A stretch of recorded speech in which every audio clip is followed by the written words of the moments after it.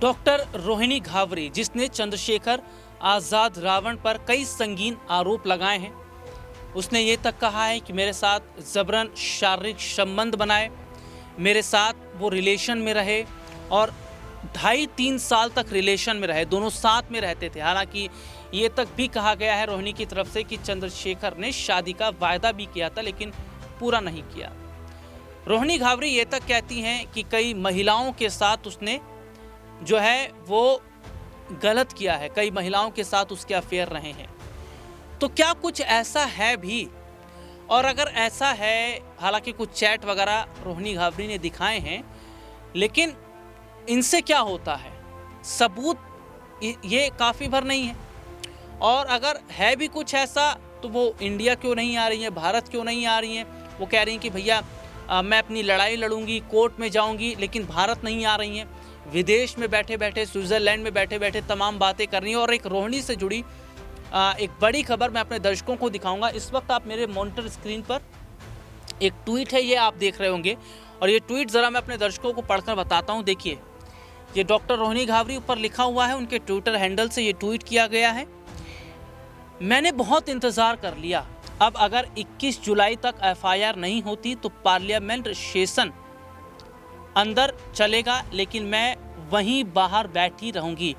अपने दर्शकों को मैं बता दूं, जल्दी जो मानसून सत्र है, जो पार्लियामेंट सेशन है, वो जल्दी शुरू होने वाला है। पार्लियामेंट सेशन, आखिर देश की न्याय प्रणाली में इतना वक्त क्यों लगता है? मैंने सारे तरीके अपना लिए, एफआईआर कि अब यही अंतिम विकल्प है कि मैं भारत वापस आकर इस लड़ाई को लड़ूं। मेरी आवाज़ को दबाना देश की लाखों बेटियों की हिम्मत ख़त्म होने के समान है। गांव की गरीब बेटी कैसे हिम्मत करेगी लड़ने के लिए?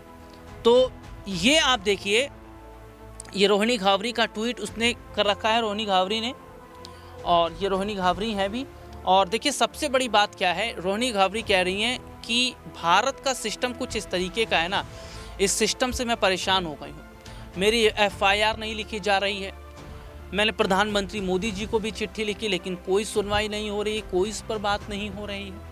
मुझे इंसाफ कैसे मिलेगा? उन्होंने कहा कि मैं अपनी लड़ाई खुद लड़ूंगी।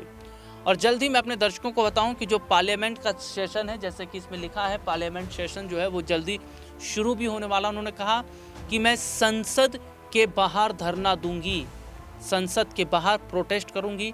उन्होंने ये तक कहा है कि अगर मेरी ज़िंदगी चली जाती है तो मुझे कोई गम नहीं है, लेकिन मैं चंद्रशेखर आज़ाद रावण को उसके गुनाहों की सज़ा दिलवा कर रहूँगी।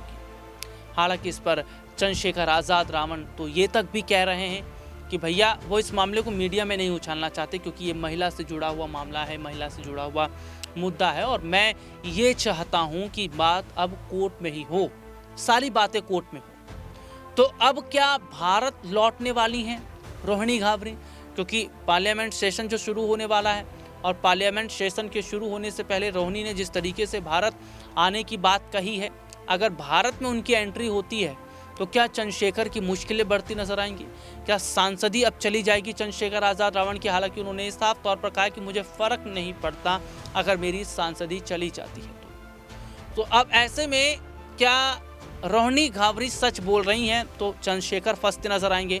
और रोहिणी घावरी अगर चंद्रशेखर पर जो आरोप लगा रही हैं उसमें चंद्रशेखर पर वो आरोप सही नहीं बैठ पाते हैं या सटीक नहीं बैठ पाते हैं, तो क्या रोहिणी फिर मुश्किलों में घिरती नजर आएंगी?